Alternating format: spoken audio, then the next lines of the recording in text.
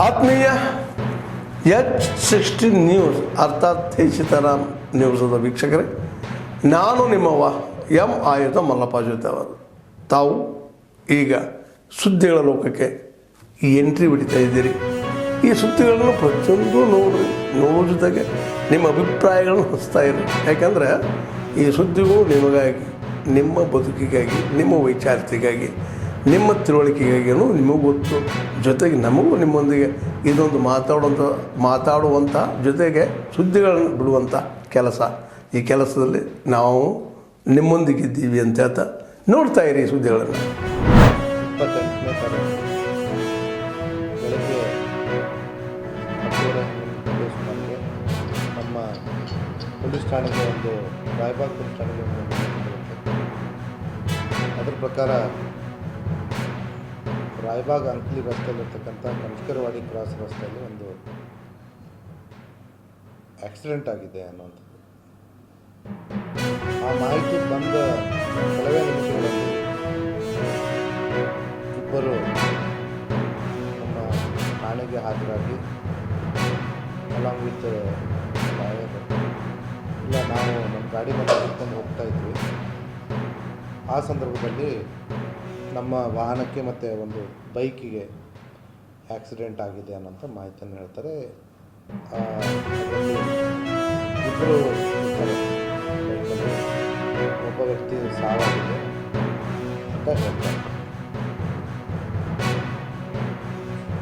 ಈ ವಿಚಾರ ಮೃತನಾದಂಥ ವ್ಯಕ್ತಿ ಸಮೀರ್ ಶೇಖ್ ಅಂತ ಹೇಳಿ ಹಿಂದ್ಗಡೆ ಯಾರು ಗಾಯಾಳಾಗಿರ್ತಾನೆ ಅವನು ಹೇಳ್ತಾನೆ. ಮತ್ತು ಅಷ್ಟೊತ್ತಿಗೆ ಅವನು ಹಿಂದ್ಗಡೆ ಏನು ಗಾಯಾಳು ಆಗಿರ್ತಾನೆ ಅವನು ಆಲ್ರೆಡಿ ಸಮೀರ್ ಶೇಖ್ ಯಾರು ಅವನ ಕುಟುಂಬದವರಿಗೆ ಈ ರೀತಿ ಆಕ್ಸಿಡೆಂಟ್ ಆಗಿದೆ ಅನ್ನೋಂಥ ಮಾಹಿತಿಯನ್ನು ಹೇಳ್ತಾನೆ. देने आई डीसी साहब को, जो मीडिया में होंगे कहीं भी होंगे, जो ऑटो रिक्शे का नाम आ रहा है, जो खड़े बाजार में परसों जो हुआ सो हादसा, तो ये ऑटो रिक्शा नहीं है, क्योंकि ऑटो रिक्शा 3 व्हीलर आता है या 4 व्हीलर गाड़ी है. ये सब हमारा नाम जो खराब हो रहा है, हमारे को धंधे को भी मार बैठा है. इसमें पैसेंजर आके बैठने के लिए हमारे के लिए डर रहा है, तो हमारा धंधा पानी क्यों, सब हमारी फैमिली के मिलने का बहुत मुश्किल आ रहा है. इसके इस तरह में विनती करने आई डीसी साहब को, जो ऑटो वाले का नाम जो खराब है, जो ऑटो वाले नहीं है, जो टैक्सी है बोल के ये करो बोल के मनवी दे रहे. मंसूर अब्दुल गफार वनगेकर, ऑटो यूनियन अध्यक्ष.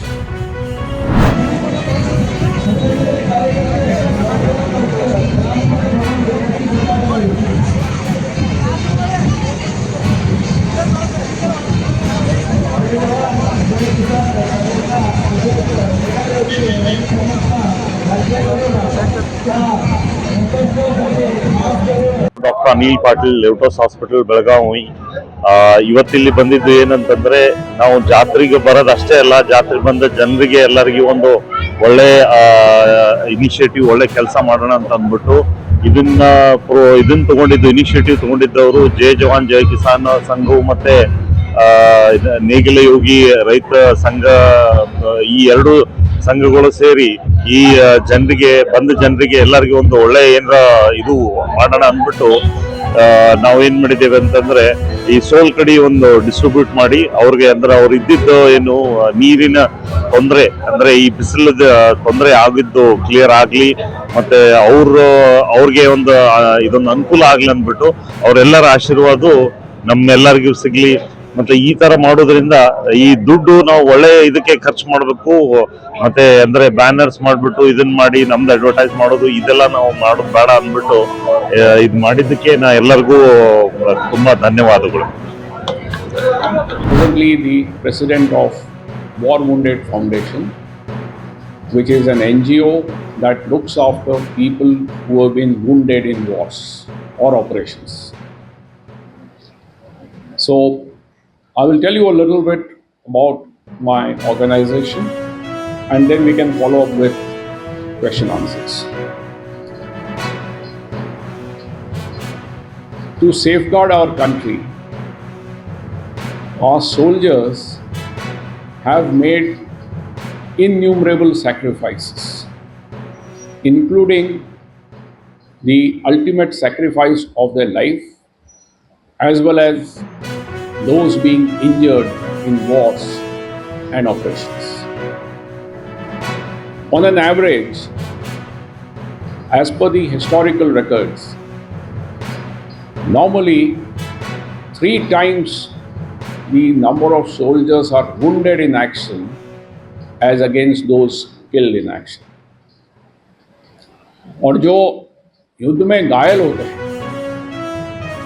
उनके लिए एक युद्ध तो खत्म हो गया, लेकिन एक जिंदगी भर लंबा एक संघर्ष, एक युद्ध, एक लड़ाई जारी रहती है। और ये लड़ाई ऐसी है जो न सिर्फ वो खुद अपने आप लड़ते हैं, बल्कि उनका ಆದ್ಮೇಲೆ ಎಲ್ಲ ಸುದ್ದಿಗಳನ್ನು ನೋಡಿದ್ರಲ್ಲ, ಏನು ಅನಿಸ್ತು ನಿಮ್ಗೆ?